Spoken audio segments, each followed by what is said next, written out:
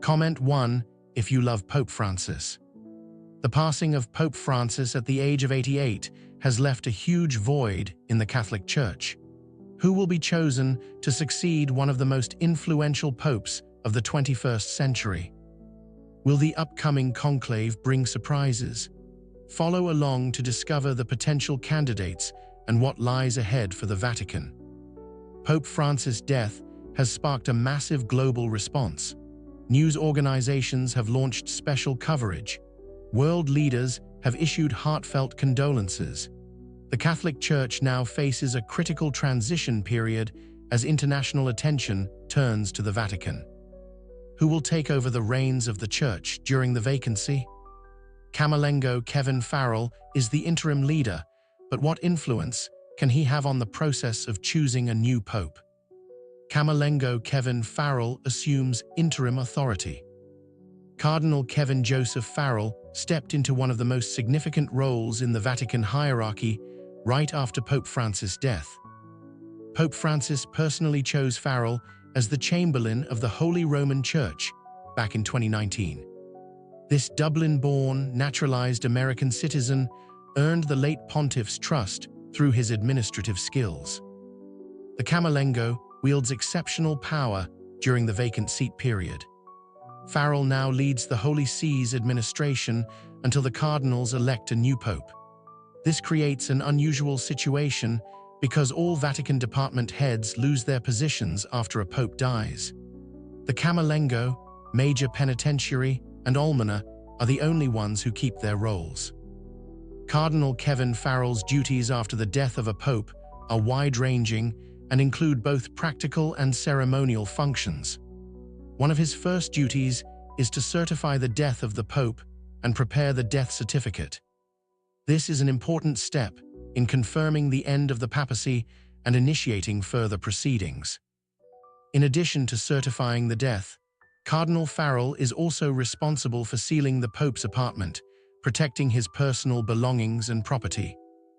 This is not only about protecting property, but also part of maintaining respect and confidentiality for the deceased leader. Cardinal Farrell also oversees the management of the Holy See's temporal assets and interests, ensuring that everything continues to run smoothly and without disruption during the transition. He also collects reports from Vatican departments to maintain continuity in the Holy See's operations, helping to ensure that all administrative work is not interrupted. One of Cardinal Farrell's most important tasks is to prepare for the conclave to elect the next pope. This includes ensuring that all formalities are carried out according to protocol and providing security for the voting. Secrecy and orderliness in the conclave are an integral part of the process of electing the next pope, and Cardinal Farrell will play a key role in carrying out this task.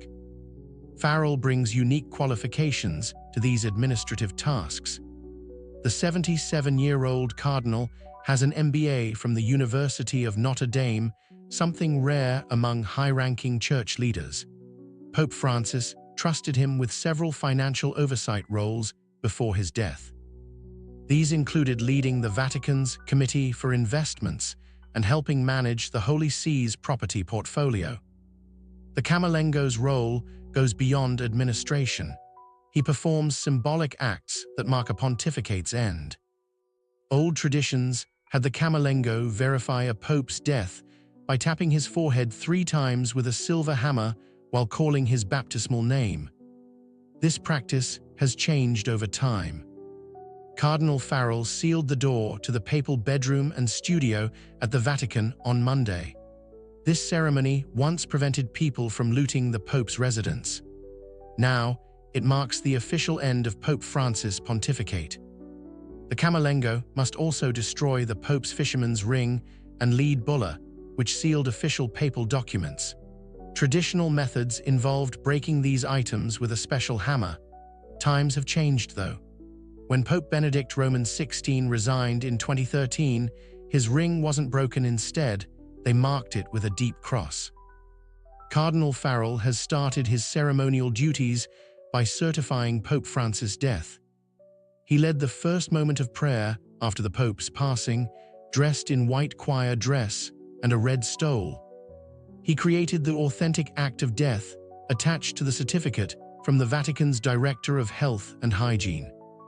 Farrell will soon lead the procession, moving the Pope's body from the Domus Santa Marta Chapel to St. Peter's Basilica, where the public can pay their respects. He'll oversee the rite of ascertainment of death before the pontiff's body goes into the coffin. These actions follow precise steps that the Church has refined through centuries of papal transitions. The Catholic Church stands at a historic turning point as 138 cardinals prepare to meet in the Sistine Chapel to choose Pope Francis' successor. Deep ideological tensions that have shaped church discussions for decades will play out in this secretive process. With the global Catholic Church deeply divided along ideological lines, who will be chosen as the next cardinal in the conclave? Will the next pope continue Francis's spirit of reform or chart a completely new course? Conclave to elect next pope amid ideological divides. The College of Cardinals shows clear ideological splits that will shape how they select the next pope. Studies group the cardinals into 5 distinct camps: liberals, soft liberals, moderates, soft conservatives, and conservatives. Liberal and soft liberal cardinals make up the biggest group, yet no faction commands a majority. This means plenty of behind-closed-doors talks will need to happen. These splits go deeper than just progressives versus traditionalists. One expert puts it clearly: it's very simplistic to say cardinals just vote along ideological lines as though they are part of political parties. That's not how the Vatican works. Real theological differences exist about church governance, liturgical practices, and social teaching. Conservative cardinals want to keep doctrinal continuity with previous popes, especially John Paul Roman II and Benedict Roman XVI. Hungary's Cardinal Péter Erdo, a leading conservative candidate, differs from Pope Francis on issues like migration. He believes welcoming refugees would be like human trafficking. Cardinal Robert Sarah, another traditionalist, stays true to traditional liturgy and doctrine.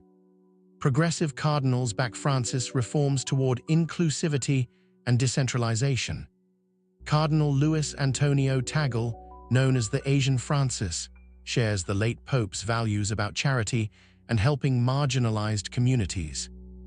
Cardinal Matteo Zuppi also picked up on Francis' progressive approach by reaching out to LGBTQ communities and helping migrants. Pope Francis altered the map of the College of Cardinals during his time, picking 110 of the current 138 electors. This means 80% of those choosing the next pope are Francis picks. He wanted his vision for the Church to continue after his lifetime. This change goes beyond numbers. For the first time, European cardinal electors will be a minority. Europeans now make up 38.7% of voters, down from 52% in 2013. The Global South's influence has grown, with Asia rising to 16.8%, from 9.6%, and Africa to 14%, from 9.6%.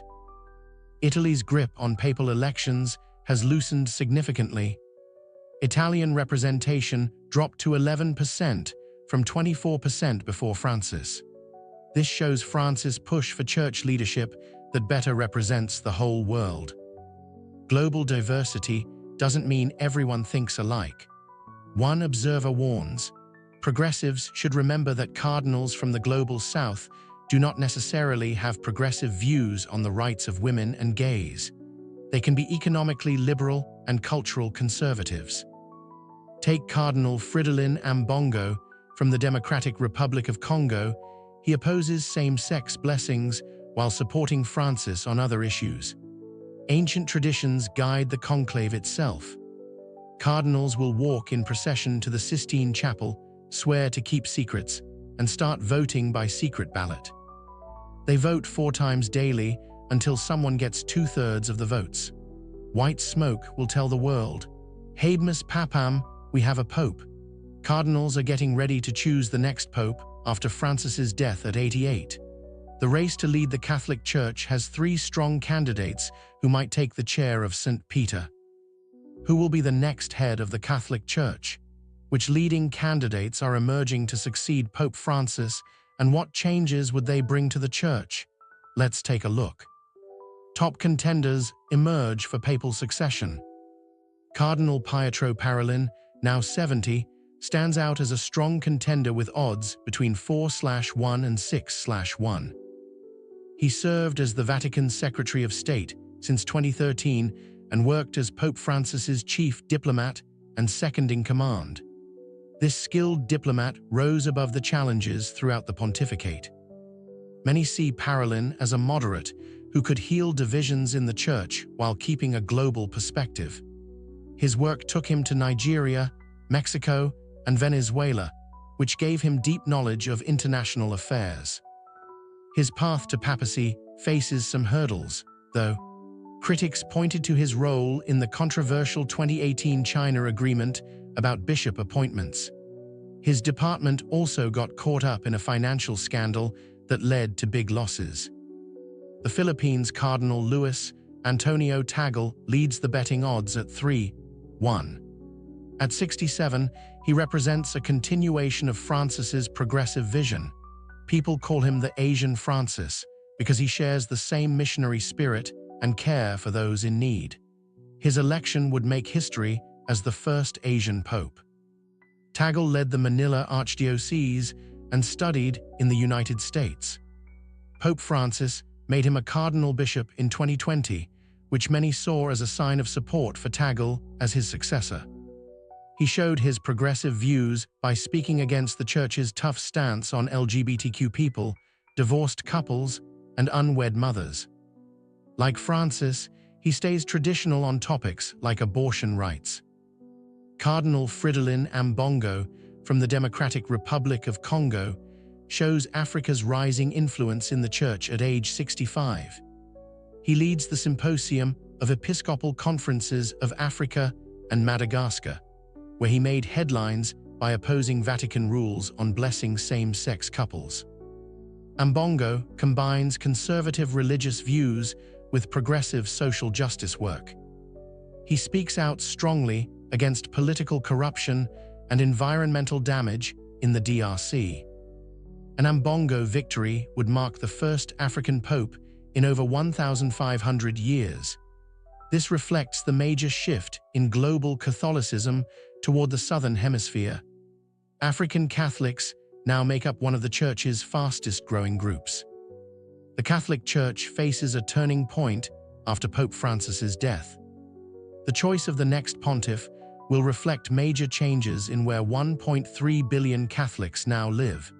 Traditional European dominance in church leadership now faces challenges from new power centers across the globe.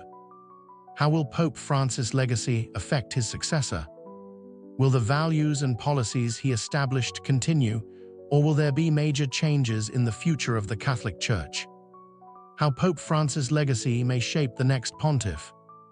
The heart of Catholicism is shifting south, in a clear trend in the context of globalization and changing religious demographics.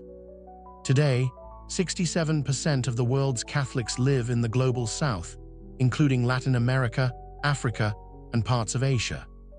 This shift is particularly evident when compared to Europe, where the Catholic population has fallen sharply from 38% in 1970 to just 21.6% today.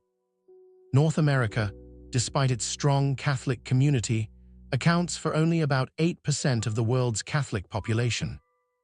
This reflects the dramatic shift of the world's largest religion from traditional regions to developing lands and presents a major challenge for the Church in choosing its next leader.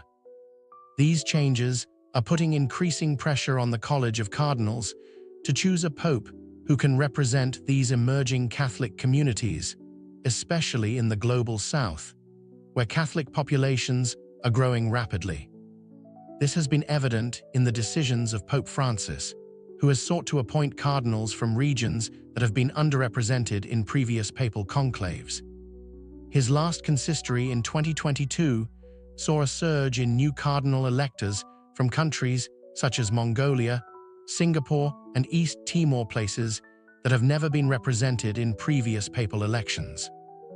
The next pope will have to lead a church where Latin America accounts for 41% of Catholics, while Africa's Catholic population is growing rapidly at double the global average of 2.1% per year.